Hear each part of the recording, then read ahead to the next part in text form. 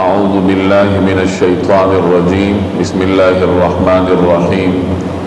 یا ایہا الذین آمنوا خذوا حذرکم فانفروا ثبات او انفروا جمیعا وإن منكم لمن ليبطئن فإن أصابتكم مصيبة قال قد أنعم الله علي إذ لم أكن معهم شهيدا ولئن أصابكم فضل من الله ليقولن كأن لم تكن بينكم وبينه مودة يا ليتني كنت معهم فأفوز فوزا عظيما یا ایہا الذین آمنوا اے ایمان والو خذوا حذرکم اپنے بچاؤ کا سامان اپنے ساتھ رکھو فانفروا ثبات پھر نکلو الگ الگ دستوں کی شکل میں او انفروا جمیعا یا سب لوگ اکٹھے ہو کر نکل جانا۔ گزشتہ آیات میں اللہ تبارک و تعالی نے رسول اللہ صلی اللہ علیہ وسلم کی اطاعت کا حکم دیا تھا۔ پیغمبر کی اطاعت کی ایک صورت یہ بھی ہے کہ بوقت ضرورت جہاد کے لیے نکلا جائے، دین کے لیے جب قربانی کی ضرورت ہو تو اپنے جان اور اپنے مال کو قربانی کے لیے پیش کیا جائے، یہ بھی اطاعت ہی کی ایک صورت ہے اور اطاعت کی کچھ مشکل صورت ہے۔ تو یہاں سے اب آیات کا ایک سلسلہ اللہ تبارک و تعالی جہاد کے مختلف احکامات کے بارے میں نازل فرمایا ہے۔ اللہ جل جلالہ نے آیات کے اس سلسلے میں جہاد کے مختلف احکامات بیان فرمائے ہیں۔ یوں بھی سورہ نساء میں معاشرتی تشکیل کے مختلف مراحل کا بیان ہے اور معاشرے کی تشکیل کے لیے بعض اوقات مسلح کارروائی کی بھی ضرورت پڑتی ہے، تو اللہ تعالیٰ نے اس صورت میں معاشرے کی تشکیل کے جہاں دیگر امور کو بیان فرمایا ہے وہاں جہاد کے بارے میں بھی کچھ احکامات کا ذکر اس صورت کا حصہ ہے۔ یہ جو اب ہم آیات پڑھیں گے، بعض مفسرین کا خیال ہے کہ یہ غزوہ احد کے بعد نازل ہوئی تھی۔ غزوہ احد کے بعد کی صورتحال ایسی تھی کہ چونکہ احد میں مسلمانوں کو مختلف مشکلات کا سامنا کرنا پڑا تھا، نقصانات اٹھانے پڑے تھے، تو عرب میں ارد گرد کے جو قبائل تھے جو مسلمانوں کے خلاف جذبات رکھتے تھے، ان میں بھی یہ جذبات ابھر رہے تھے کہ ہم بھی مسلمانوں کے مد مقابل کھڑے ہو جائیں۔ چنانچہ اس طرح کی خبریں آتی رہتی تھیں کہ فلاں قبیلہ مسلمانوں کے مقابلے کے لیے پر تول رہا ہے یا فلاں قبیلے کا یہ ارادہ ہے۔ تو اس قسم کے حالات میں اللہ تبارک و تعالی نے یہ آیات نازل کی۔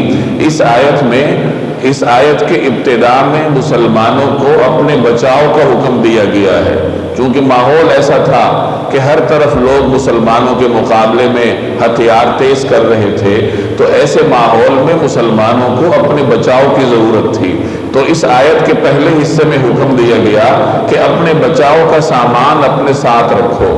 اپنے بچاؤ کا بندوبست کرو، اور آیت کے اگلے حکم میں پھر آگے بڑھ کر حملہ کرنے کا حکم دیا کہ بوقت ضرورت جب حاجت ہو، چاہے انفرادی چاہے چھوٹے چھوٹے دستوں کی شکل میں حملہ کرنے کی، تو اس سے بھی کنی نہ کتراؤ، اور جب یکبارگی حملے کا حکم ملے کہ سب نکلو تو پھر بوقت ضرورت اگر سب کو نکلنا پڑے تو سب نکلو۔ تو اس طریقے سے آیت کے پہلے حصے میں بچاؤ کا حکم ہے اور اگلے حصے میں آگے بڑھ کر وار کرنے کا اور حملہ کرنے کی ہدایت کی گئی۔ تو فرمایا یا ایھا الذین آمنوا خذوا حذرکم۔ حذر کہتے ہیں بچاؤ کے بندوبست کو، بچاؤ کے سامان کو، دشمن سے اپنے آپ کی اپنی حفاظت کرنے کو حذر کہا جاتا ہے، احتیاط کو کہا جاتا ہے، اور اس کا اطلاق ہتھیار پر بھی ہوتا ہے۔ وسیع مفہوم میں یوں کہا جا سکتا ہے کہ دشمن سے اپنے بچاؤ کا بندوبست کرو اور بچاؤ کے لیے جو ہتھیار درکار ہیں ان کو حاصل کرنے کی فکر کرو۔ اسی مضمون کو اللہ تعالیٰ نے سورہ انفال میں یوں بیان فرمایا وَأَعِدُّوا لَهُم مَّا اسْتَطَعْتُم مِّن قُوَّةٍ وَمِن رِّبَاطِ الْخَيْلِ تُرْهِبُونَ بِهِ عَدُوَّ اللَّهِ وَعَدُوَّكُمْ، کہ دشمن کے مقابلے میں ہر قسم کی قوت کو حاصل کرو، چاہے وہ عمومی قوت ہو یا چاہے وہ اسلحے کی شکل میں ہو، گھوڑوں کی شکل میں ہو، ہر قسم کی وہ قوت جو دشمنوں کے مقابلے کے لیے مسلمانوں کو درکار ہے اس قوت کو حاصل کرنے کی فکر کرو تاکہ تم دشمن کو ڈرا سکو۔ طاقت کا جو توازن ہے وہ مسلمانوں کے ہاتھ میں ہو، جس طریقے سے وہ چاہیں دنیا کے توازن میں رد و بدل کر سکیں، اتنی قوت مسلمانوں کو حاصل کرنے کی ہدایت ان مختلف آیات میں قرآن کریم دے رہا ہے۔ تو یہاں فرمایا خذوا حذرکم، اپنے بچاؤ کا سامان اپنے ساتھ رکھو۔ فانفروا ثبات او انفروا جميعا، انفروا کا مطلب ہوتا ہے نکلنا، نکل جاؤ۔ ثباتن، ثبتن کی جمع ہے، ثبتن کہتے ہیں ایک چھوٹے سے ٹکڑے کو، چھوٹی سی جماعت کو، اور ثباتن کا مطلب چھوٹی چھوٹی جماعتوں کی شکل میں۔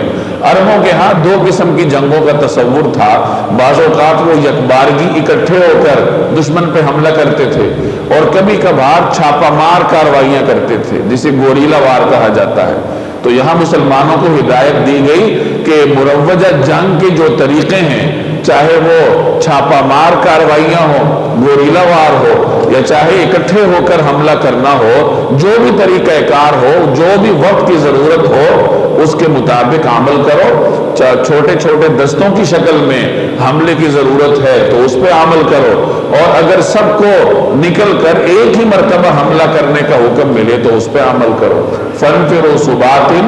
الگ الگ دستوں کی شکل میں ہو تو نکلو، او انفروا جميعا، یا سب لوگ اکٹھے ہو کر نکل جاؤ۔ وَإِنَّ مِنْكُمْ لَمَنْ لَيُبَطِّئَنَّ فَإِنْ أَصَابَتْكُمْ مُصِيبَةٌ قَالَ قَدْ أَنْعَمَ اللَّهُ عَلَيَّ إِذْ لَمْ أَكُنْ مَعَهُمْ شَهِيدًا وَإِنَّ مِنْكُمْ، اور تم میں سے ایسے بھی ہیں، لَمَنْ لَيُبَطِّئَنَّ، جو یقیناً سستی دکھائیں گے۔ بطّأ یبطّئ کا مطلب ہوتا ہے سستی دکھانا، یعنی کچھ لوگ ایسے ہوں گے جو کہ جہاد میں جانے سے سستی دکھائیں گے۔ فَإِنْ أَصَابَتْكُمْ مُصِيبَةٌ، پھر اگر تم پر کوئی مصیبت آ جائے، قال، تو وہ کہے گا قد انعم اللہ علیہ، کہ اللہ نے مجھ پر بڑا انعام کیا، اذ لم اکن معہم شہیدا، کہ میں ان لوگوں کے ساتھ موجود نہیں تھا۔ وَلَئِنْ أَصَابَكُمْ فَضْلٌ مِّنَ اللَّهِ، اور اگر اللہ کی طرف سے کوئی فضل تمہارے ہاتھ آئے، لَيَقُولَنَّ، تو وہ کہے گا كَأَن لَّمْ تَكُن بَيْنَكُمْ وَبَيْنَهُ مَوَدَّةٌ، گویا تمہارے اور اس کے درمیان کوئی مودت یعنی کوئی دوستی ہی نہیں تھی۔ یا لیتنی، کہ کاش، کنت معہم، میں بھی ان لوگوں کے ساتھ ہوتا، فافوز فوزا عظیما، تو بہت کچھ میرے ہاتھ بھی لگ جاتا۔ اس آیت میں منافقین کا بیان ہے۔ مفسرین فرماتے ہیں کہ اس آیت میں اللہ جل جلالہ مخاطب منافقین کا ذکر فرما رہے ہیں کہ مسلمانوں میں سے کچھ لوگ ایسے ہیں جو منافق ہیں۔ اب منافق تو مسلمان نہیں ہوتا، تو منافقین کو مسلمانوں کی جماعت میں سے کیوں ذکر کیا گیا؟ اس کی وجہ یہ مفسرین بیان فرماتے ہیں کہ منافق اگر سے مسلمان نہیں تھے، لیکن ظاہری طور پر وہ مسلمانوں ہی کے معاشرے کا حصہ تھے، کہ ظاہری طور پر کلمہ بھی پڑھتے تھے،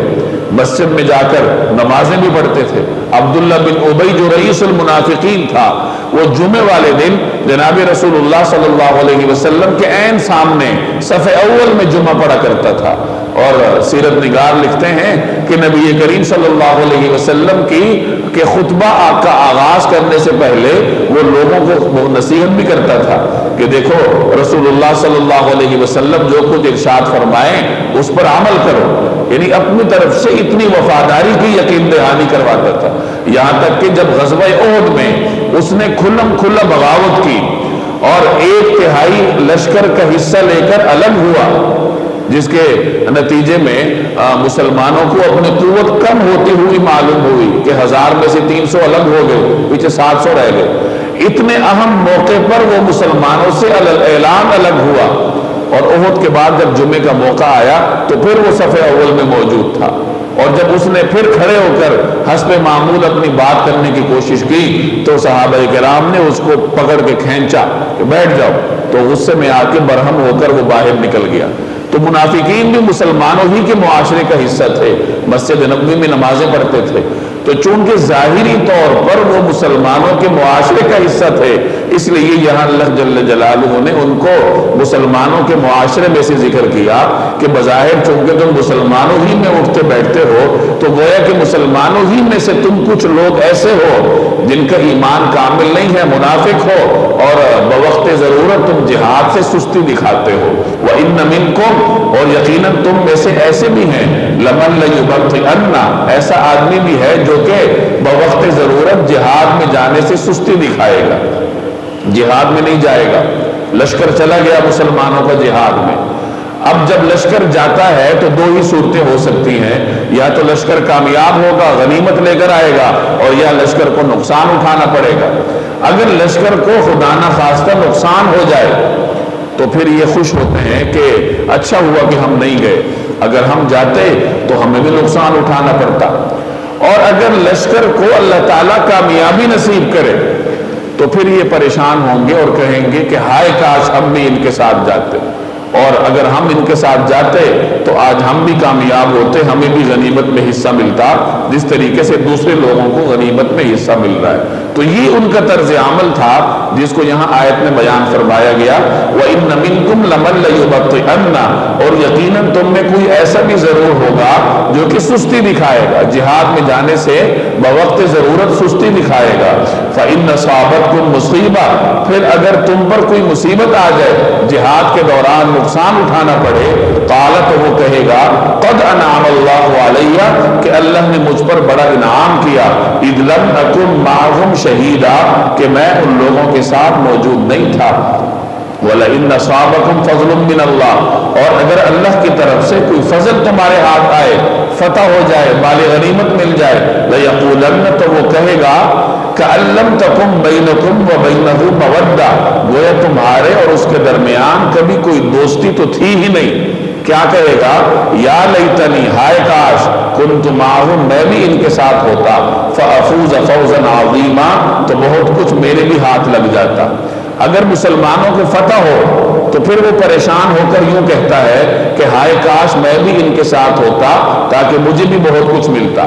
اب یہاں درمیان میں آیت کا حصہ ہے کَأَن لَّمْ تَكُن بَيْنَكُمْ وَبَيْنَهُ مَوَدَّةٌ گویا تمہارے اور اس کے درمیان کبھی کوئی تعلق ہی نہیں تھا، اجنبی ہو کر وہ یوں کہے گا. بات یہ ہے کہ جب کوئی آپ کا کوئی تعلق والا اسے کوئی فائدہ پہنچتا ہے تو بے شک آپ کو فائدہ نہ پہنچا ہو، لیکن اپنے تعلق والے کے فائدے پر انسان کو خوشی ہوتی ہے کہ میرے بھائی کو یہ کامیابی ملی ہے، بے شک مجھے نہیں ملی لیکن اس کو تو ملی ہے. اور بعض اوقات انسان اس خواہش کا بھی اظہار کرتا ہے کہ کاش مجھے نہیں ملتی، تو اپنے لیے ضرور اس کو طلب کرے لیکن اپنے بھائی کی کامیابی پر خوشی تو ہو.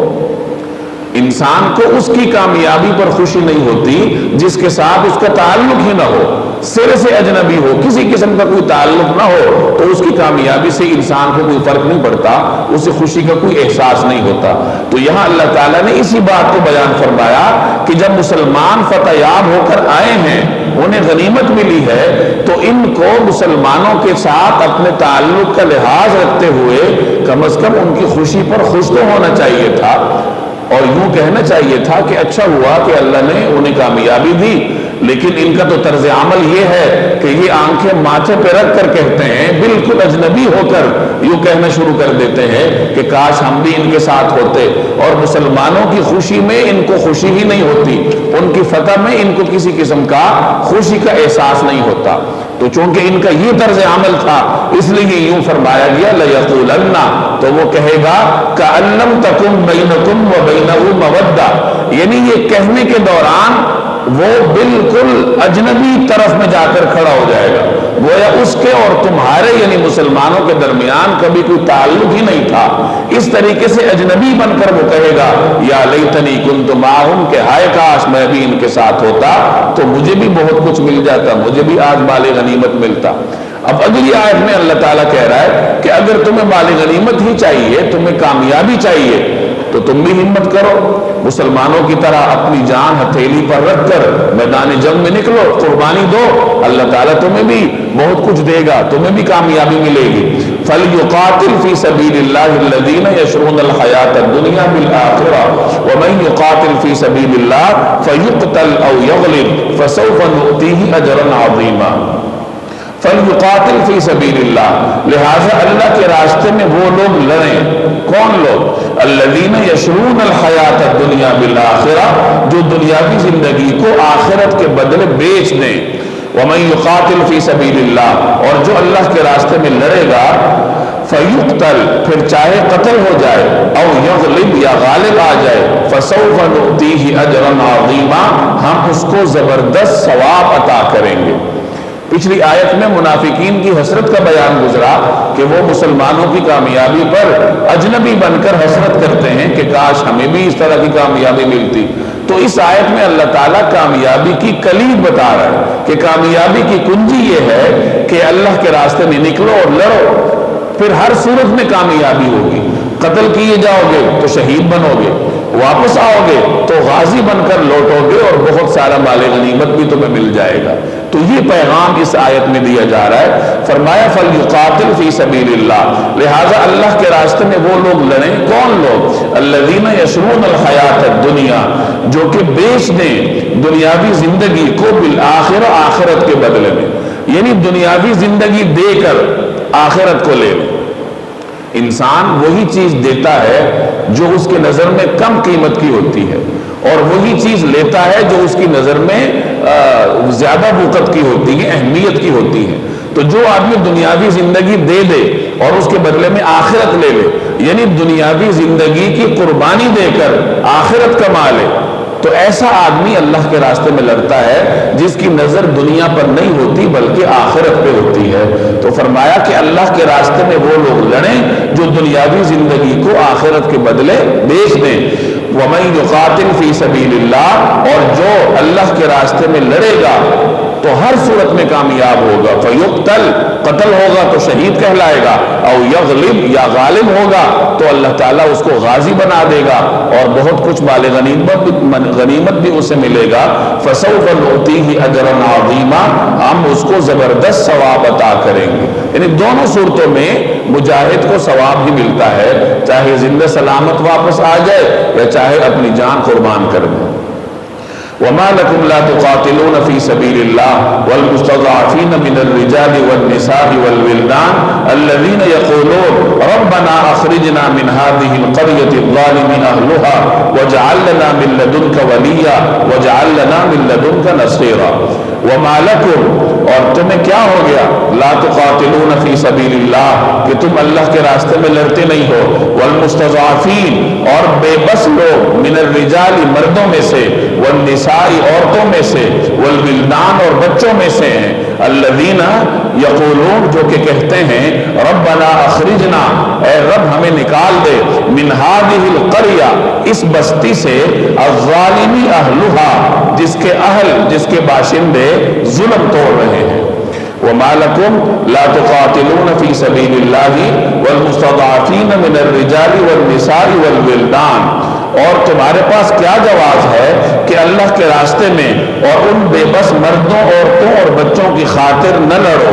الذین یقولون، جو یہ دعا کر رہے ہیں، ربنا اخرجنا من هذه القرية الظالم اهلها، کہ اے ہمارے پروردگار ہمیں اس بستی سے نکال دیجئے، ہمیں اس بستی سے نکال لائیے جس کے باشندے ظلم توڑ رہے ہیں۔ وَاجْعَل لَّنَا مِن لَّدُنكَ وَلِيًّا، اور ہمارے لیے اپنی طرف سے کوئی حامی پیدا کر دیجئے۔ وَاجْعَل لَّنَا مِن لَّدُنكَ نَصِيرًا، اور ہمارے لیے اپنی طرف سے کوئی مددگار کھڑا کر دیجئے۔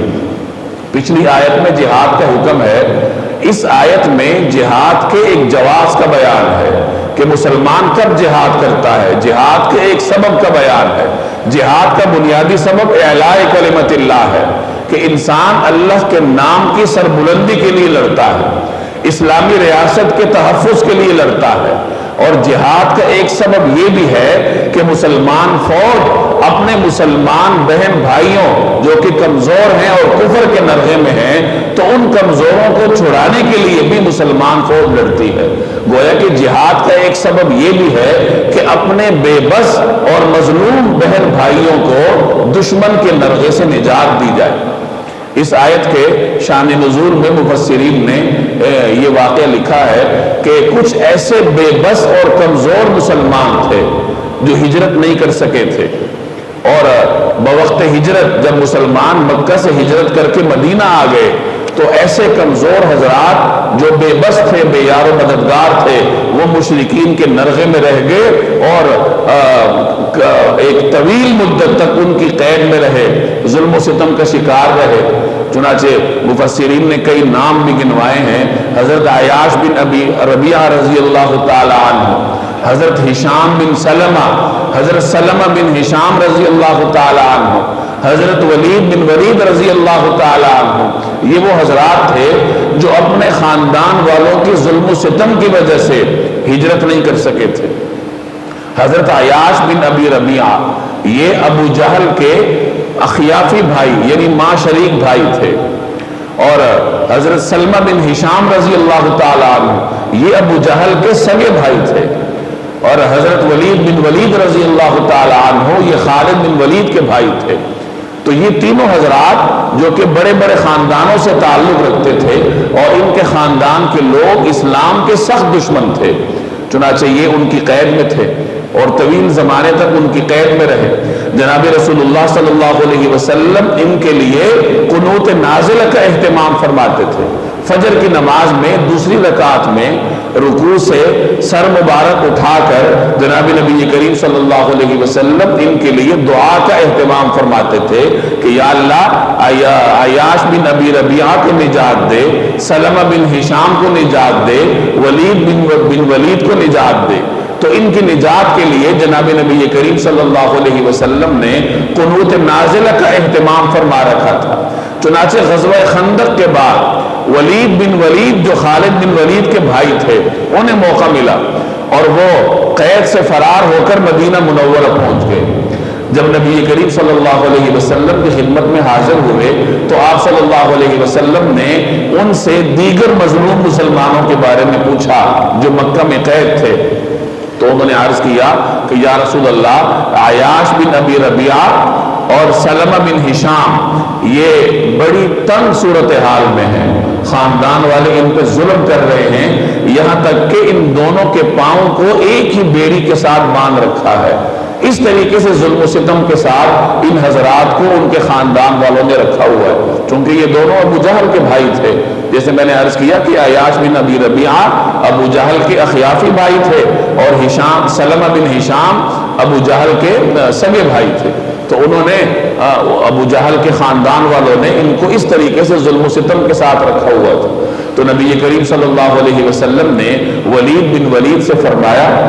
کہ تم واپس مکہ جاؤ اور اپنے ان مظلوم بھائیوں کی رہائی کا کوئی بندوبست کرو، اور وہاں جو لوہار ہے، کسی لوہار کا پتہ بتلایا کہ وہ لوہار مسلمان ہو چکا ہے، تو اس کی مدد حاصل کرو، اس کے پاس جا کر قیام کرو اور کسی طریقے سے ان مظلوموں کی رہائی کا بندوبست کرو۔ چنانچہ ولید بن ولید رضی اللہ تعالی عنہ دوبارہ اس خفیہ مہم پر مکہ مکرمہ آئے، اس لوہار کے ہاں قیام کیا، اور روایات میں آتا ہے کہ ان دونوں حضرات جو کہ اپنے خاندان والوں کی قید میں تھے، ان تک کھانا لے جانے والی کوئی باندی کوئی ملازمت تھی، اس کا پیچھا کرتے کرتے ان کی جگہ تک پہنچے، ان کی جگہ معلوم کی، لوکیشن معلوم کی کہ وہ کہاں پر ہیں، اور پھر کسی طریقے سے وہاں پہنچ کر ان کی رسیوں کو اور زنجیروں کو توڑا اور ان حضرات کو لے کر مکہ مکرمہ سے نکل کھڑے ہوئے۔ ان کے نکلنے کے بعد اہل مکہ کو خبر ہوئی، چنانچہ خالد بن ولید جو اس زمانے میں مسلمان نہیں ہوئے تھے، وہ چھوٹا سا دستہ لے کر ان کے تعاقب کے لیے نکلے،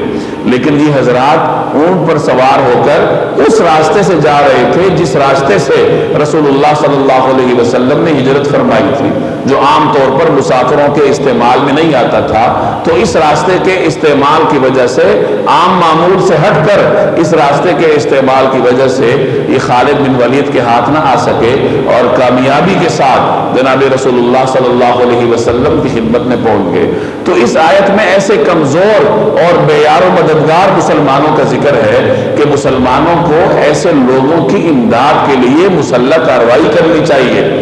اور ایسے لوگوں کی امداد سے ہاتھ کھینچنے کا مسلمانوں کے پاس کوئی جواز نہیں ہے۔ چنانچہ اللہ تعالیٰ نے ان کو رہائی بھی دلائی، اور بعد میں فتح مکہ کے موقع پر جب پورا مکہ مسلمانوں کے قبضے میں آیا تو نبی کریم صلی اللہ علیہ وسلم نے حضرت عتاب بن اسید رضی اللہ تعالی عنہ جو اس زمانے میں نوجوان صحابی تھے اور بڑے متحرک شخصیت تھے، ان کو مکہ مکرمہ کا گورنر بنایا، مکہ کا والی بنایا۔ تو گویا کہ عتاب بن اسید کو اللہ تبارک و تعالی نے ان کے لیے مددگار بنا کر بھیجا، اور انہوں نے باقی مظلوموں کو بھی ظلم و ستم سے نجات دی اور سب کے ساتھ انصاف کا معاملہ فرمایا۔ تو اس طریقے سے اللہ جل جلالہ نے مکہ مکرمہ میں قید، بے بس اور مجبور مسلمانوں کی رہائی کا سامان پیدا فرمایا۔ تو فرمایا وَمَا لَكُمْ لَا تُقَاتِلُونَ فِي سَبِيلِ اللَّهِ وَالْمُسْتَضْعَفِينَ مِنَ الرِّجَالِ وَالنِّسَاءِ وَالْوِلْدَانِ، کہ تمہارے پاس کیا جواز ہے کہ اللہ کے راستے میں اور ان بے بس مردوں، عورتوں اور بچوں کی خاطر نہ لڑو۔ کون سے بے بس عورتیں، مرد اور بچے جو کہ یہ دعائیں کر رہے ہیں، الذین یقولون، جو دعائیں کر رہے ہیں، ربنا اخرجنا، اے ہمارے رب ہمیں نکال دے، من هذه القریہ، اس بستی سے۔ اس بستی سے مراد مکہ مکرمہ ہے جہاں وہ قید تھے، الظالم اہلھا، جس کے باشندے ظلم توڑ رہے ہیں، یعنی قریش جو اس زمانے میں غیر مسلم تھے وہ ان کے اوپر ظلم کے پہاڑ توڑے جا رہے تھے۔ تو یہ بے بس اور مظلوم مسلمان اللہ جل جلالہ کی بارگاہ میں التجا کر رہے تھے، وَجَعَلْ لَنَا مِن لَّدُنْكَ وَلِيًّا، اور ہمارے لیے اپنی طرف سے کوئی حامی پیدا کر دیجئے، وَجَعَلْ لَنَا مِن لَّدُنْكَ نَصِيرًا، اور ہمارے لیے اپنی طرف سے کوئی مددگار کھڑا کر دیجئے۔ چنانچہ جیسے میں نے عرض کیا کہ اللہ نے کچھ حضرات کو تو پہلے ہی رہائی دی،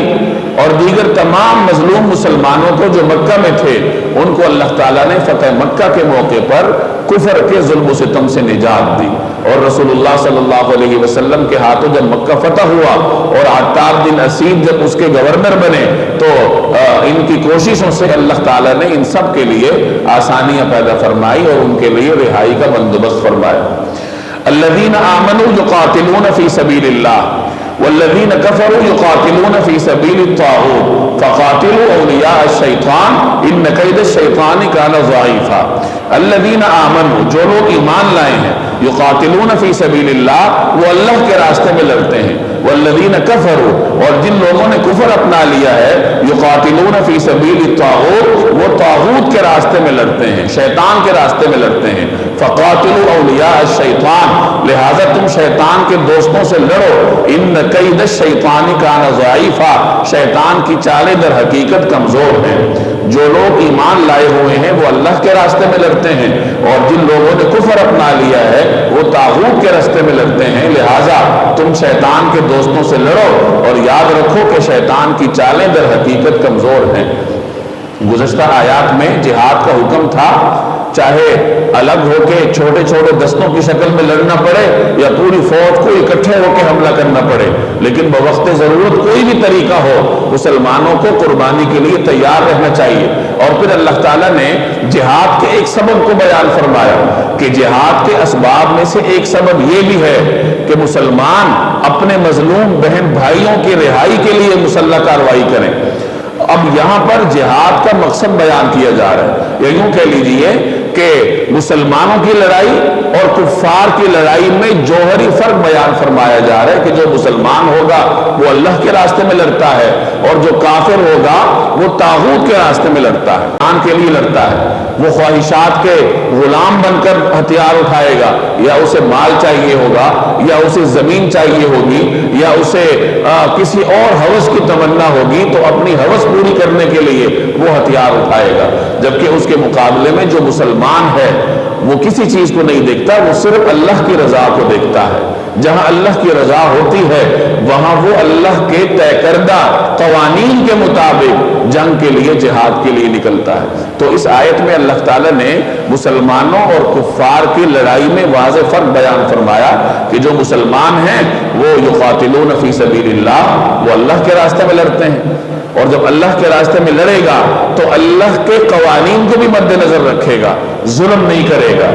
بے اعتدالی نہیں اپنائے گا، عدل و انصاف کے ساتھ لڑے گا۔ مسلمان لڑائی میں بھی عدل و انصاف کرنے کا پابند ہے، وہ لڑائی میں بھی حدود سے تجاوز نہیں کر سکتا۔ بچوں پر، بوڑھوں پر، مریضوں پر، غیر مسلح افراد پر مسلمان فوجی کبھی ہاتھ نہیں اٹھاتا۔ مسلمان مجاہد صرف اس سے لڑتا ہے جو اس کے مقابلے میں ہتھیار لے کے آیا ہوتا ہے، جو مسلمانوں کے لیے اور اسلام کے لیے خطرہ ہوتا ہے، جبکہ اس کے مقابلے میں جو غیر مسلم ہے اس کے سامنے چونکہ قوانین نہیں ہیں، وہ شیطان کے راستے میں لڑ رہا ہے، اپنی ہوس کے لیے لڑ رہا ہے، تو وہ من چاہے طریقے سے لڑے گا۔ کبھی کھوپڑیوں کے مینار کھڑے کریں گے، ہزاروں لاکھوں افراد کو تہ و تیغ کریں گے، جیسے ان کا دل چاہے گا ویسے وہ لڑیں گے۔ تو یہ بنیادی فرق ہے مسلمان اور غیر مسلم اقوام کی لڑائی میں۔ آگے اللہ نے فرمایا ان کید الشیطان کان ضعیفا، شیطان کی چالیں در حقیقت کمزور ہیں۔ گویا مسلمانوں کو پیغام دیا جا رہا ہے کہ کفر جتنا بھی مضبوط ہو جائے لیکن کافر ہمیشہ شیطان کا پیروکار ہوتا ہے،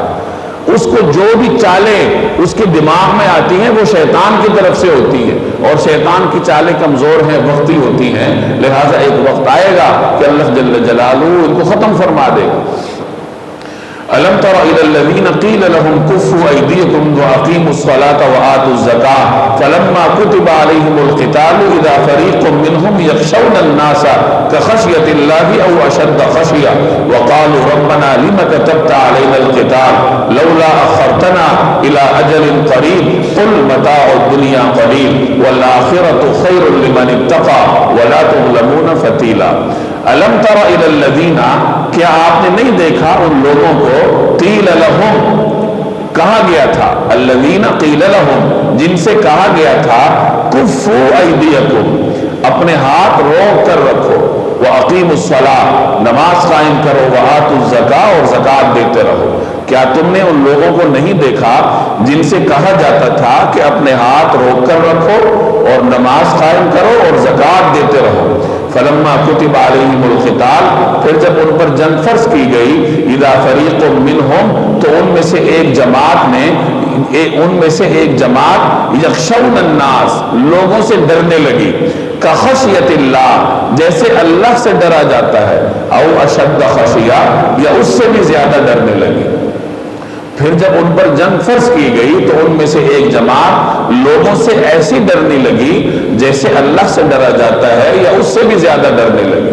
وقالو اور ایسے لوگ کہنے لگے، ربنا اے ہمارے پروردگار، لما کتبت علینا القتال آپ نے ہم پر جنگ کیوں فرض کر دی؟ لولا اخرتنا الی اجل قریب تھوڑی مدت تک ہمیں مہلت کیوں نہیں دی؟ قل آپ کہہ دیجئے، متاع الدنیا قلیل دنیا کا فائدہ تو تھوڑا سا ہے، والآخرۃ خیر لمن اتقی اور آخرت کہیں زیادہ بہتر ہے اس شخص کے لیے جو کہ تقوی اختیار کرے، ولا تظلمون فتیلا اور تم پر ایک تاگے کے برابر بھی ظلم نہیں ہوگا۔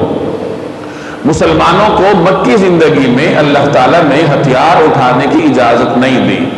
چونکہ مکی زندگی میں ایک تو مسلمان عددی طور پر کم تھے، طاقت میں بھی کم تھے، اور ایسی صورتحال میں دشمن سے ٹکرانا کوئی دانشمندی نہیں تھی، اور دوسری جانب اللہ کی مصلحت یہ تھی، مشیت یہ تھی کہ مسلمانوں کی جماعت کی تربیت کی جائے، لڑنے سے پہلے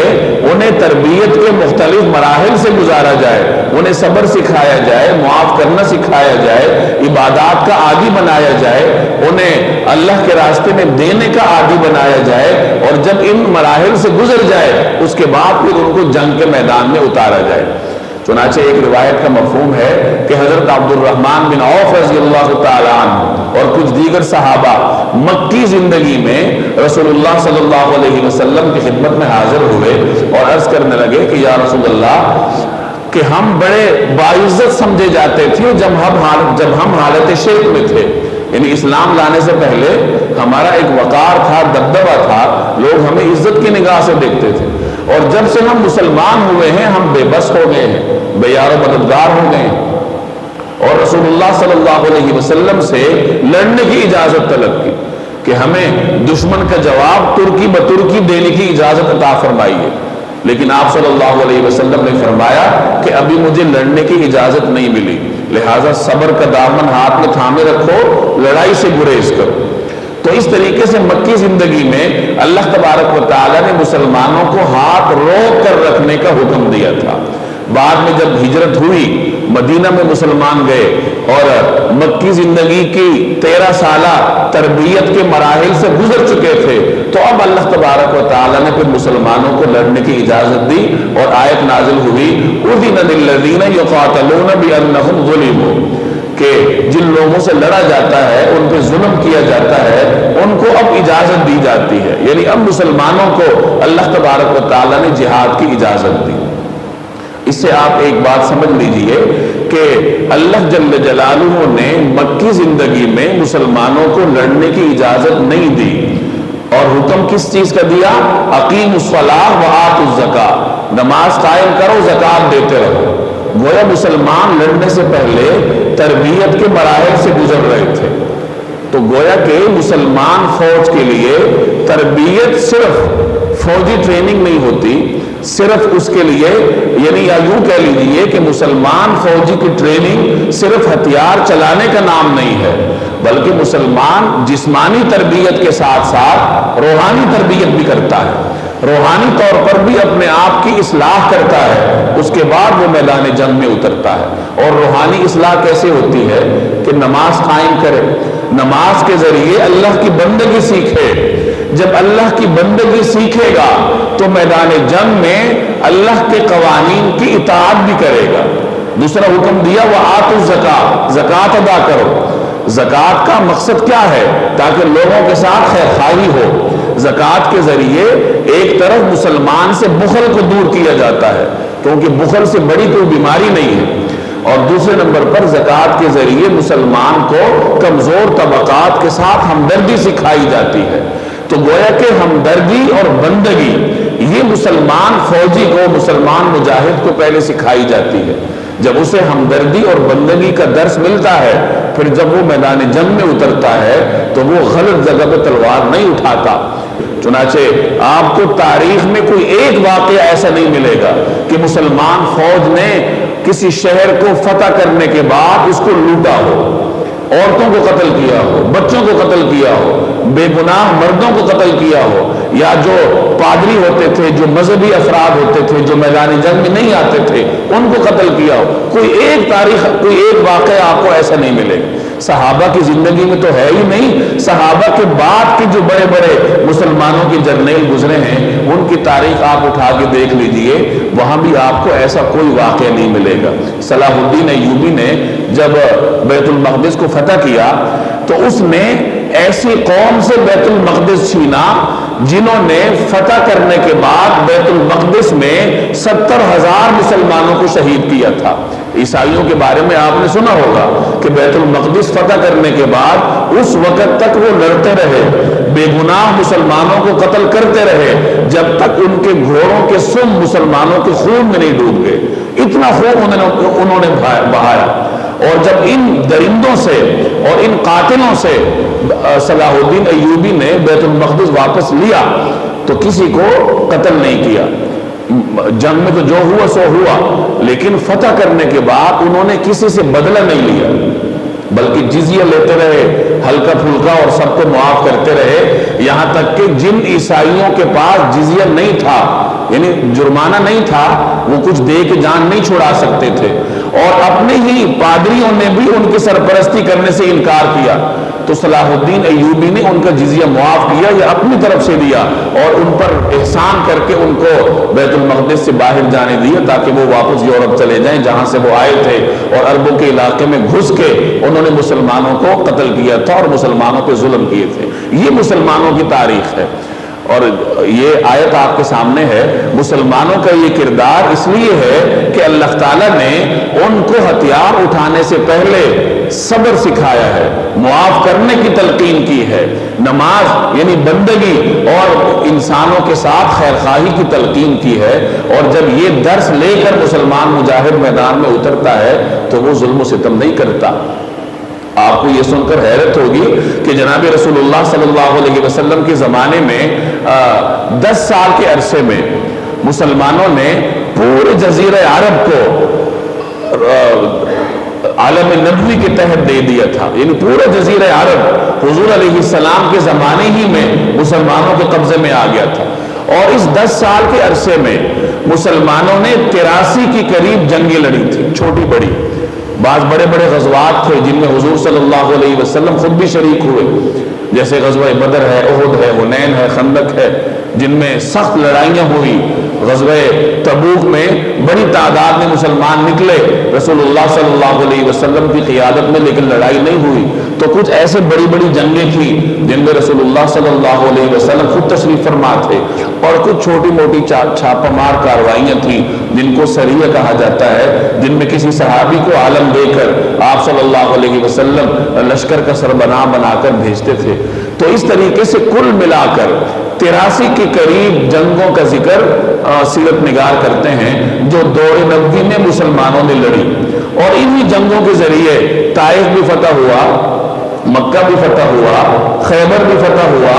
اور دومت الجندل تک مسلمانوں کی سرحدات پہنچی، پورا جزیرہ عرب مسلمانوں کے قبضے میں آیا۔ مسلمانوں کو 83 جنگیں لڑنی پڑی، لیکن ان تمام جنگوں میں اگر آپ دونوں طرف کے ان لوگوں کا شمار کریں جو جان سے گئے، جو جانی نقصانات ہوئے، تو وہ 1000 سے بھی کم ہے۔ 600 کے قریب ایسے افراد ہیں جو ان غزوات میں اپنی جان سے گئے، جو جانی نقصان ہوا۔ مسلمانوں کے جو شہداء تھے وہ 250-300 کے قریب تھے، اور اتنی ہی دشمن کے وہ فوجی تھے جو مسلمانوں کے مقابلے میں کام آئے۔ اتنا بڑا انقلاب اور اتنا بغیر خون بہائے اللہ تبارک و تعالی نے مسلمانوں کے لیے ممکن بنایا، اس تربیت کی وجہ سے کہ صحابہ کرام نے، مسلمان مجاہدین نے کسی بے گناہ پر کبھی تلوار نہیں اٹھائی۔ یہاں تک کہ جب مسلمان بنو نذیر پر حملہ کرنے جا رہے تھے، یہودیوں کا قلعہ تھا، یہودیوں کا قبیلہ تھا یہ، اور بڑے قلعہ بند قسم کے لوگ تھے، مضبوط۔ ان کے قلعے کے باہر درخت تھے، تو کچھ مسلمانوں نے وہ درخت کاٹنے شروع کیے، اور کچھ مسلمان ان کو کاٹنے سے روکے۔ جنہوں نے نہیں کاٹے انہوں نے اس لیے نہیں کاٹے کہ ہمیں تو درختوں کو کاٹنے سے، کھیتیوں کو تاراج کرنے سے روکا جاتا ہے، اور بعد میں یہ مسلمانوں ہی کے کام آئیں گی۔ اور جنہوں نے کاٹے انہوں نے اس لیے کاٹے کہ یہ دشمن کے لیے ایک حصار کا کام دے رہی ہے، کہ ان درختوں کے ہوتے ہوئے قلعے کو مسخر کرنا، اس پہ حملہ کرنا ہمارے لیے پوری طرح ممکن نہیں ہے۔ تو درختوں کے کاٹنے کے معاملے میں مسلمان پریشان ہو گئے، کہ جنہوں نے کاٹے وہ پریشان ہو کر رسول اللہ صلی اللہ علیہ وسلم کی خدمت میں حاضر ہوئے کہ ہم سے اس طرح کا فعل سرزد ہوا ہے، یہ کہیں غلط تو نہیں ہے۔ اس میں پھر اللہ تعالیٰ نے آیت اتاری کہ جو درخت تم لوگوں نے کاٹے ہیں انہوں نے بھی صحیح کیا، اور جنہوں نے نہیں کاٹے انہوں نے بھی صحیح کیا، یہ دونوں فعل اللہ کی جانب سے تھے۔ تو مسلمان مجاہدین ایسے تھے جو کہ بے گناہ پر ہاتھ کیا اٹھاتے، وہ تو درختوں کو کاٹ کے پریشان ہو جاتے تھے کہ کہیں ہم نے دشمن پر ظلم تو نہیں کیا۔ یہ اس تربیت کی وجہ سے تھا۔ جبکہ اس کے مقابلے میں آپ غیر مسلم افواج کی جنگوں میں صرف مقتولین کا حال دیکھ لیں۔ یہ انقلاب فرانس کے دوران جو جمہوریت کے لیے لوگوں نے، فرانس کے لوگوں نے خون بہائے ہیں، 1 کروڑ کے قریب لوگوں کو قتل کیا ہے جمہوریت کو قائم کرنے کے لیے، بادشاہت سے جان چھڑانے کے لیے۔ اور تاریخ میں یہاں تک لکھا ہے کہ جب انفرادی طور پر انسانوں کو قتل کرنے سے غالب افواج عاجز آ گئیں کہ کس کس کو ہم قتل کریں، تو انہوں نے گلوٹے نام کی ایسی مشینیں دریافت کی جو لوگوں کے سر ایسے کاٹتی تھیں جیسے ناریل کو کسی مشین میں دے کے جس طرح وہ کٹتا ہے، یا سبزی کاٹی جاتی ہے کسی مشین میں دے کے، تو اس طریقے سے انسانوں کو ان مشینوں میں ڈال ڈال کے ان کے سروں کو اڑایا گیا، اور اس طرح 1 کروڑ کے قریب انسان جان سے گئے۔ جنگ عظیم اول دوم کا حال آپ دیکھ لیں، یہ ہندوستان میں قدیم زمانے میں مذہبی بنیادوں پہ جنگیں لڑی گئیں، ان میں ان کی اپنی روایات کے مطابق کروڑوں انسان جان سے گئے۔ ابھی یہ جو امریکہ نے دنیا جہان میں مختلف ممالک پہ حملہ کیا ہوا ہے، صرف وہاں کے مقتولین کی تعداد آپ اٹھا کے دیکھ لیں، یہ ان کا کیا دھرا ہے جو اپنے آپ کو انسانی حقوق کا ٹھیکیدار سمجھتے ہیں۔ اور دوسری جانب مسلمانوں کے جنگوں میں، ان کے جہاد میں مقتولین کی فہرست آپ دیکھ لیجئے، آپ کو نہ ہونے کے برابر ملے گی۔ اس کی بنیاد میں یہی چیز ہے کہ جب انسان طاقت میں آتا ہے، تو طاقت میں آنے سے پہلے اگر اس کی تربیت ہوئی ہوگی، اس نے کوئی ہمدردی سیکھی ہوگی، اس کے دل میں انسانوں کے لیے ہمدردی کے جذبات ہوں گے، اللہ کی بندگی کے جذبات ہوں گے، تو وہ کبھی بھی اللہ کی مخلوق پر ظلم نہیں کرے گا۔ تو یہاں اللہ تعالیٰ نے انہی تربیتی مراحل کو ذکر کیا کہ کیا آپ نے دیکھا نہیں ان لوگوں کو کہ جب مکی زندگی میں ان سے کہا جاتا تھا کہ اپنے ہاتھ روکے رکھو، کیا کرو؟ اقیموا الصلاۃ وآتوا الزکاۃ، نماز قائم کرو، زکوٰۃ دو۔ تو مکی زندگی میں لڑنے کا حکم نہیں تھا، منع کیا گیا تھا۔ فلما کتب علیہم القتال، پھر جب ان پہ جنگ فرض ہوئی، یعنی اب ہجرت کر کے مدینہ چلے گئے اور اللہ نے جہاد کی اجازت دی، اور جب حکم ہوتا تھا کہ نکلو تو پھر تو جہاد فرض ہو جاتا تھا، پھر تو رسول اللہ صلی اللہ علیہ وسلم کے حکم پر نکلنا ضروری ہو جاتا تھا۔ فلما کتب علیہم القتال، پھر جب ان پہ جنگ فرض کی گئی تو کیا ہوا؟ اذا فریق منہم یخشون الناس، تو ان میں سے ایک جماعت لوگوں سے ڈرنے لگی، کخشیت اللہ، ایسے جیسے اللہ سے ڈرا جاتا ہے، او اشد خشیہ، یا اس سے بھی زیادہ ڈرنے لگی۔ اب ان سے کون لوگ مراد ہیں جو کہ جہاد کا حکم آنے کے بعد جہاد سے پیچھے ہٹنے لگے اور دشمن سے ڈرنے لگے؟ اس سے کون مراد ہے؟ تو بعض حضرات فرماتے ہیں کہ ان سے مراد منافقین ہیں، جو جہاد کے وقت پیچھے ہٹتے تھے اور آگے جانے کا نام نہیں لیتے تھے، جیسے گزشتہ آیات میں آپ نے پڑھا منافقین کے بارے میں کہ تم میں سے کچھ لوگ ایسے ہیں جو کہ جہاد سے سستی دکھاتے ہیں۔ تو مفسرین کے ایک طبقے کے ہاں اس سے مراد منافقین ہے، اور دیگر حضرات فرماتے ہیں کہ اس سے مراد منافق نہیں ہے، مسلمان ہی ہیں، لیکن اس کا مطلب یہ نہیں ہے کہ انہوں نے جہاد سے انکار کیا تھا، بلکہ جس طرح بشری تقاضوں کے تحت بعض اوقات دل میں وسوسہ پیدا ہو جاتا ہے کہ نہ جانے میدان جنگ میں جا کر کیا ہوگا، تو اسی طریقے سے بعض حضرات کے دلوں میں اس قسم کے وسوسے آنے شروع ہو گئے کہ میدان جنگ میں جا کے نہ جانے کیا ہوگا۔ اور دوسری بات یہ تھی کہ مسلمانوں نے 13 سالہ ظلم و ستم کا دور برداشت کیا تھا، اور اب آ کر کچھ سکھ کا سانس نصیب ہوا تھا، تو ایسے حالات میں بعض حضرات کے دل میں یہ وسوسہ پیدا ہوا کہ کاش ہمیں کچھ مہلت اور مل جاتی، اور بعد میں جا کے پھر ہمیں جنگ کے لیے کہا جاتا، یعنی ابھی نہ کہا جاتا۔ تو بہرحال یہ کچھ حضرات کے دلوں میں یہ وسوسہ نما خیال پیدا ہوا، اور اس کو گناہ کے زمرے میں اس لیے نہیں لایا جاتا کہ گناہ وسوسے پہ نہیں ہوتا، بلکہ گناہ پختہ عزم پہ ہوتا ہے۔ اگر ان کی زبان سے بغیر خیال کے یہ بات نکلی بھی ہو، پھر بھی اس کو معصیت کے دائرے میں نہیں لایا جا سکتا جب تک کوئی آدمی واضح طور پر جہاد سے انکار نہ کر دے۔ فلما کتب علیہم القتال، پھر جب ان پہ جنگ فرض کی گئی، اذا فریق منہم یخشون الناس کخشیۃ اللہ او اشد خشیہ، تو ان میں سے ایک جماعت لوگوں سے ایسی ڈرنے لگی جیسے اللہ سے ڈرا جاتا ہے یا اس سے بھی زیادہ ڈرنے لگی۔ وقالوا، اور وہ کہنے لگی، ربنا لم کتبت علینا القتال، کہ اے ہمارے پروردگار آپ نے ہم پر جنگ کیوں فرض کر دی، لولا اخرتنا الی اجل قریب، تھوڑی مدت تک ہمیں مہلت کیوں نہیں دی۔ بعض حضرات فرماتے ہیں کہ یہ گویا کہ ناز میں آ کر کچھ حضرات کے دلوں میں یہ خیال آیا یا زبان پر یہ بات آئی کہ اللہ تعالیٰ ہمیں تھوڑا وقت اور دے دیتا، کچھ ہم سہولت کے ساتھ زندگی بسر کر لیتے۔ قل، آپ کہہ دیجئے، متاع الدنیا قلیل، کہ دنیا کا فائدہ تو تھوڑا سا ہے، یعنی جس سہولت کی خاطر تمہارے دلوں میں وسوسہ آ رہا ہے، خیالات آ رہے ہیں، اور جس کے لیے تم میدان جنگ سے پہلو تہی اختیار کر رہے ہو، وہ دنیا تو بڑی بے وفا ہے، اس کا فائدہ تو بہت کم ہے۔ والآخرۃ خیر، اور آخرت بہت بہتر ہے، لیکن کس کے لیے؟ لمن اتقی، جو کہ تقوی اختیار کرے، جس کے دل میں اللہ کا خوف ہو۔ ولا تظلمون فتیلا، اور تم پر ایک تاگے کے برابر بھی ظلم نہیں ہوگا، یعنی تم پر اللہ جل جلالہ رائی کے دانے کے برابر بھی ظلم نہیں کرتا، بلکہ انسان کو وہی کچھ ملتا ہے جو کچھ وہ کرتا ہے۔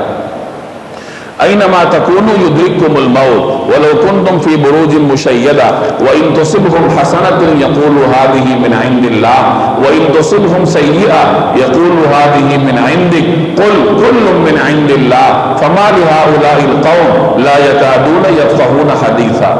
اینما تکونوا، تم جہاں کہیں بھی ہوگے، یدرککم الموت، موت تمہیں جا پکڑے گی۔ وَلَوْ كُنْتُمْ فِي بُرُوجٍ مُشَيَّدَةٍ، چاہے تم مضبوط قلعوں میں ہی کیوں نہ رہ رہے ہو۔ وَإِن تُصِبْهُمْ حَسَنَةٌ، اور اگر ان کو کوئی بھلائی پہنچتی ہے یقولو تو وہ کہتے ہیں حاذہ من عند اللہ کہ یہ اللہ کی جانب سے ہے، وَإِن تُصِبْهُمْ سَيِّئَةٌ اور اگر ان کو کوئی برا واقعہ پیش آتا ہے یقولو تو کہتے ہیں حاذہ من عندک کہ یہ آپ کی وجہ سے ہوا ہے، قل آپ کہہ دیجئے کل من عند اللہ کہ ہر واقعہ اللہ کی طرف سے ہوتا ہے، فما لہؤلاء القوم ان لوگوں کو کیا ہو گیا ہے لا یکادون یفقہون حدیثا کہ یہ کوئی بات سمجھنے کے نزدیک بھی نہیں آتے۔ پچھلی آیت میں کچھ حضرات کے دلوں میں پیدا ہونے والے وسوسے کا ذکر کیا گیا کہ جب ان کو جہاد کا کہا جاتا ہے تو ان کے دل میں یہ خیالات پیدا ہوتے ہیں کہ کاش ہمیں کچھ مہلت اور دے دی جاتی، اور یہ خیال انسان کے دل میں اس لیے پیدا ہوتا ہے کہ وہ یہ سمجھتا ہے کہ میدان جنگ میں جانے کا مطلب موت کے منہ میں اپنے آپ کو دینا ہے۔ تو اس آیت میں اللہ تعالیٰ موت کی حقیقت کو بیان فرما رہے ہیں کہ میدان جنگ میں جانے کا مطلب موت نہیں ہے۔ ممکن ہے کہ ایک آدمی جنگ کے میدان سے صحیح سالم واپس آ جائے اور ایک آدمی مضبوط قلعے میں مضبوط حفاظت میں بیٹھا ہو اور وہاں اس کو موت آ جائے۔ تو موت کا جو وقت مقرر ہے اور جہاں مقرر ہے، چاہے وہ میدان جنگ ہو یا وہ بستر ہو، موت آنی ہی آنی ہے۔ بڑے بڑے حضرات ایسے گزرے ہیں جنہوں نے اپنی عمر جنگوں میں گزاری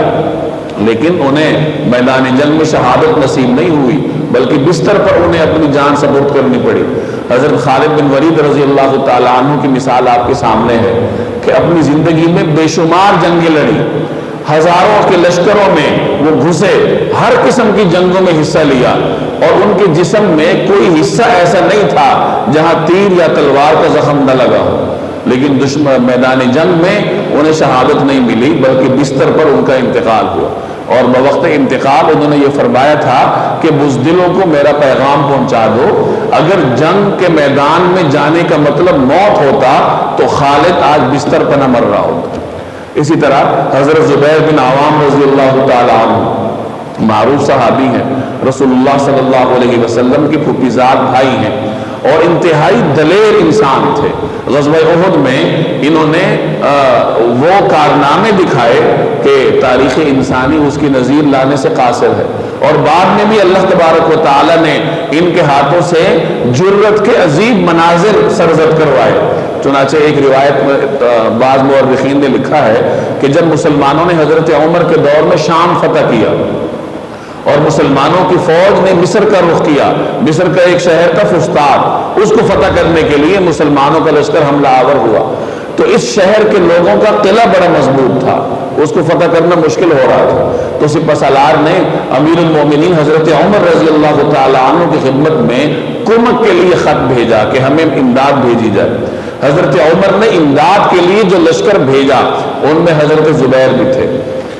اور اس امدادی دستے کے آنے کے باوجود بھی 7 ماہ تک مسلمان اس قلعے کو فتح نہ کر سکے، کیونکہ قلعہ مضبوط تھا اور دشمن اپنی تیاری کر کے بیٹھا ہوا تھا، مسلمانوں نے باہر سے حصار کیا ہوا تھا لیکن کوئی صورت نہیں بن رہی تھی۔ تو ایک موقع پر جوش میں آ کے حضرت زبیر بن عوام رضی اللہ تعالیٰ عنہ نے اپنے آپ کو کسی طریقے سے دشمن کے قلعے کی دیوار کے اندر پہنچایا۔ بعض کتابوں میں لکھا ہے کہ انہوں نے اپنے ساتھیوں سے کہا کہ مجھے ایک ٹوکری میں ڈالو اور قلعے کے اندر پھینک دو، اور تم لوگ دروازے کے پاس آ جاؤ، میں دروازہ کھولتا ہوں۔ اب یہ یقینی طور پر اپنے آپ کو موت کے منہ میں دینے والی بات ہے، اور بعض لوگوں نے لکھا ہے کہ انہوں نے سیڑھی لگائی تھی، قلعے کی دیوار کے ساتھ سیڑھی لگائی اور دیوار کے اوپر چڑھ گئے، کچھ اور 2-4 مسلمان بھی ان کے دیکھا دیکھی اوپر چڑھ گئے، وہاں سے اندر کودے، تو بہرحال تنہا یہ قلعے کے اندر پہنچے، جیسے بھی پہنچے، اور ایسے اندھادھند طریقے سے تلوار چلائی کہ دشمن خوف زدہ ہو گیا کہ یہ ایک آدمی ہے یا پورا دستہ ہے۔ دشمن کو پیچھے دکھیلتے دکھیلتے قلعے کے دروازے تک پہنچے، دروازہ کھولا اور باہر سے مسلمانوں کا لشکر اندر آ گیا، قلعہ فتح ہو گیا۔ اس طریقے سے اپنے آپ کو خطروں میں ڈالا تھا جہاد کے دوران، لیکن شہادت نصیب نہیں ہوئی، بستر پر ان کو موت آئی۔ ان کے بدن میں احد کے میدان میں ایک زخم ایسا لگا تھا کہ تلوار یا نیزہ ان کے بدن کے آر پار ہو گیا تھا۔ بعد میں زخم تو ٹھیک ہو گیا لیکن جسم میں گڑا سا پڑ گیا تھا، اور ان کے بیٹے حضرت عروہ اس گڑے میں ہاتھ ڈال کر بچپن میں کھیلا کرتے تھے۔ اس قدر خطرناک صورتحال سے نمٹ کر بھی ان کو موت بستر پر آئی۔ گویا کہ جہاد کے میدان میں جانے کا مطلب مرنا نہیں ہوتا، بلکہ اللہ تعالیٰ بعض اوقات کسی کو شہادت نصیب کرتا ہے، اور جس کی موت بستر پر لکھی ہے وہ 1000 قسم کے ہتھیاروں سے بھی بچ کر واپس آ جاتا ہے اور بستر پر اپنی جان اللہ کے سپرد کرتا ہے۔ تو اس آیت میں یہی نظریہ مسلمانوں کو دیا جا رہا ہے کہ جہاد کے میدان میں جانے کا مطلب موت نہیں ہے، بلکہ موت تو جہاں بھی لکھی ہے تم جہاں بھی ہو آئے گی، اینما تکون، تم جہاں کہیں ہو، جب وقت آئے گا یدرککم الموت، تو موت تمہیں جا لے گی۔ وَلَوْ كُنْتُمْ فِي بُرُوجٍ مُشَيَّدَةٍ، چاہے تم کتنے ہی مضبوط قلعوں میں کیوں نہ رہ رہے ہو، ملک الموت کے سامنے قلعے کی کیا حیثیت ہے؟ اللہ کے بھیجے ہوئے موت کے فرشتوں کے سامنے انسان کی حفاظت حصار کی کیا حیثیت ہے؟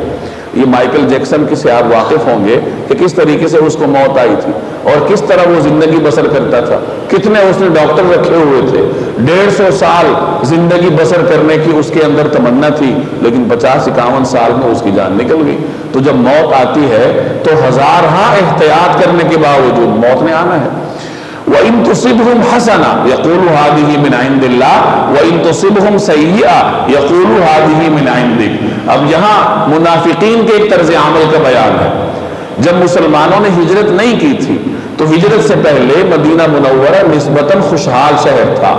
یہاں کھجوروں کی پیداوار ہوتی تھی اور یہاں کے باسیوں کو اچھی آمدن ہوتی تھی۔ جب مسلمانوں نے ہجرت کی اور مدینہ منورہ کو اسلام کے مرکز ہونے کی حیثیت ملی، تو جیسے اللہ کی سنت ہوتی ہے کہ وہ پیغمبروں کے قریب ترین ساتھیوں کو مختلف طریقے سے آزماتا ہے، تو اس طریقے سے مدینہ منورہ کے لوگوں کو بھی مختلف طریقوں سے آزمائشوں کا سامنا کرنا پڑا۔ آمدن میں بھی کمی ہو جاتی، کبھی پیداوار میں کمی ہو جاتی، کبھی برکت ہوتی، کبھی کمی ہوتی، تو اور اسی طریقے سے وقتاً فوقتاً جنگیں لڑنی پڑتی تھی۔ جنگوں میں بھی معاشی طور پر قوم کو نقصان ہوتا ہے۔ تو معاشی طور پر مدینہ منورہ میں جب کچھ تنگی ہوئی، ہجرت کے بعد جب ان کی آمدن کچھ کم ہوئی، تو منافقین کہنے لگے کہ یہ تو مسلمانوں کی وجہ سے ہے۔ الیاذ باللہ، وہ اس کو مسلمانوں کی نحوست سے تعبیر کرتے تھے، اور یہ کوئی نئی بات نہیں ہے۔ قرآن کریم جگہ جگہ منکرین کا یہ وتیرہ نقل کرتا ہے کہ ہر زمانے میں منکرین کا یہ وتیرہ رہا ہے کہ وہ اپنے اوپر آنے والے نقصان کو کسی اور کے اوپر ڈالتے ہیں۔ حضرت موسیٰ علیہ السلام کی قوم کے بارے میں قرآن کریم نقل کرتا ہے وَإِن تُصِبْهُمْ سَيِّئَةٌ يَطَّيَّرُوا بِمُوسَىٰ وَمَن مَّعَهُ، کہ جب انہیں کوئی دشواری پیش آتی تو وہ موسیٰ علیہ السلام اور ان کے ساتھیوں سے بدفعلی لیتے تھے، برا شگون لیتے تھے کہ یہ تو ان کی وجہ سے ہے۔ قَالُوا طَيَّرْنَا بِكَ وَبِمَن مَّعَكَ۔ اسی طریقے سے قرآن کریم ایک اور قوم کا ذکر کرتا ہے جو اپنے آپ کو دین کی طرف بلانے والے کو یہ کہا کرتی تھی کہ ہم تو تمہیں منحوس سمجھتے ہیں، ہمارا تو یہ خیال ہے کہ جو ہمارے اوپر مصیبتیں آتی ہیں تمہاری وجہ سے۔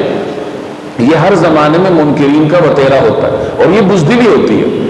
بہادری یہ ہے کہ جس کے اوپر مصیبت آئی ہے وہ مصیبت کی وجہ اپنے اندر تلاش کرے۔ یہ تو تن آسانی اور بزدلی ہے کہ وہ مصیبت کی وجہ اپنے اندر تلاش نہیں کرتا۔ یہاں بھی یہ صورتحال ہے، اگر گھر میں کوئی لڑائیاں ہو، بے برکتی ہو، تو بجائے اس کے حقیقی اسباب کو تلاش کرنے کے کہہ دیا جاتا ہے کسی نے کچھ کر دیا، اور اسی چکر میں پھر عاملوں کے پاس گھومتے پھرتے ہیں، اور یہ عاملوں کا ریکارڈ ہے۔ آپ جب بھی عامل کے پاس جائیں گے وہ کوئی نہ کوئی چیز آپ کے سر تھوپ کر آپ کو واپس بھیجے گا۔ جب گھر میں بے برکتی ہو، کوئی اور مسئلہ ہے، لڑائیاں ہیں، آمدن پوری نہیں ہے، تو اس کے اسباب اپنے اندر تلاش کرنے چاہیے کہ میرے سے کوئی غلطی ہوئی ہوگی، ہمارے گھر میں کوئی ایسا معاملہ ہوگا جو ہماری بدعملی کی وجہ سے ہو رہا ہے۔ تو یہی منافقین کا طرز عمل تھا کہ جب مدینہ منورہ میں آمدن میں کچھ کمی ہوتی تو وہ کہتے یہ تو مسلمانوں کی وجہ سے ہے، اور جب بہتری ہوتی پھر کہتے چلو اللہ اپنا فضل کر رہا ہے، اور جب پھر قحط آتا پھر کہتے یہ تو مسلمانوں کی وجہ سے ہے۔ تو اس کا ذکر ہے یہاں پہ وَإِن تُصِبْهُمْ حَسَنَةٌ، اور جب انہیں کوئی بھلائی پہنچتی ہے یقولوا، تو کہتے ہیں هَٰذِهِ مِنْ عِنْدِ اللَّهِ، کہ یہ تو اللہ کی طرف سے ہے۔ وَإِن تُصِبْهُمْ سَيِّئَةٌ، اور اگر انہیں کوئی برا واقعہ پیش آتا ہے یقولوا، تو وہ کہتے ہیں هَٰذِهِ مِنْ عِنْدِكَ، کہ یہ تمہاری وجہ سے ہے۔ پیغمبر کو کہتے ہیں الیاذ باللہ، قل، آپ کہہ دیجئے کل من عند اللہ،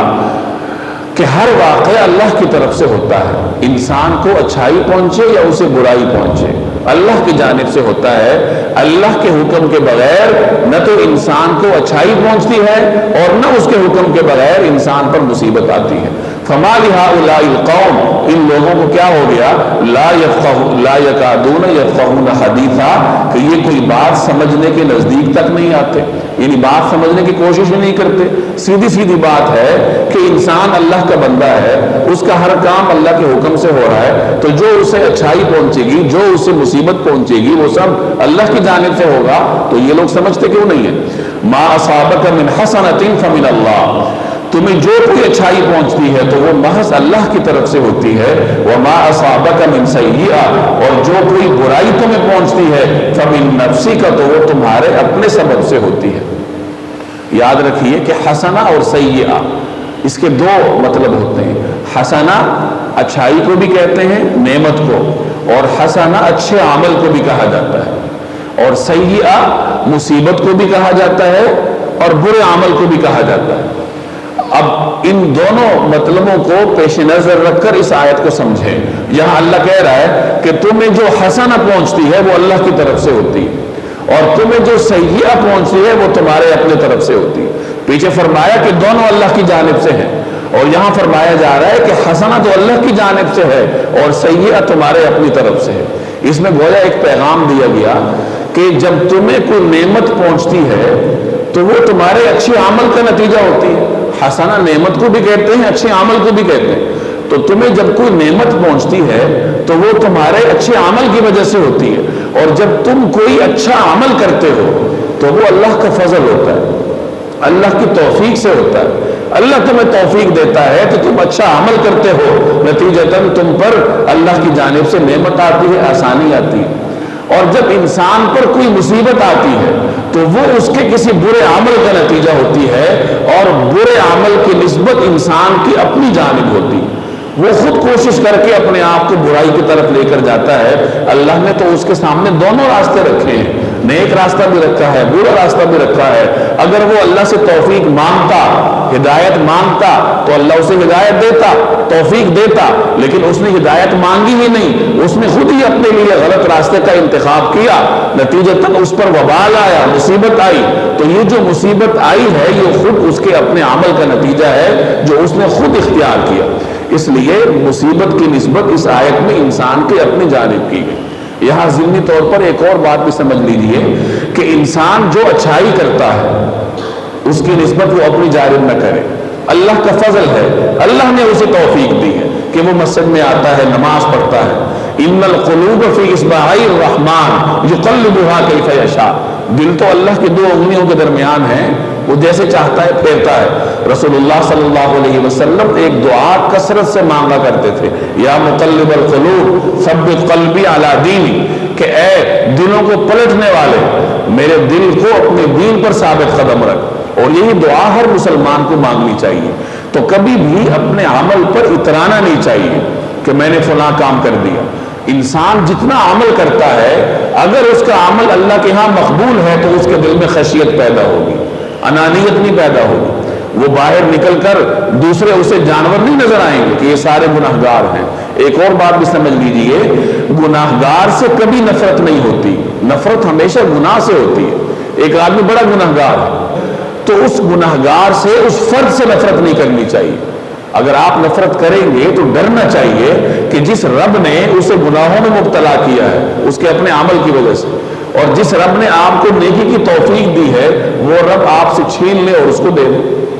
تو انسان سے کبھی بھی نفرت نہیں کرنی چاہیے۔ ہاں جو گناہ ہے اس سے انسان نفرت کرے، گناہگار سے تو ہمدردی ہونی چاہیے اور اس کے لیے دعا کرنی چاہیے کہ اللہ تعالیٰ اس کو راہ راست پر لے آئے۔ تو یہاں یہی تعلیم دی گئی کہ جو کچھ تمہیں اچھائی پہنچتی ہے وہ اللہ کا فضل ہوتا ہے، اور جو تمہیں کوئی برائی پہنچتی ہے وہ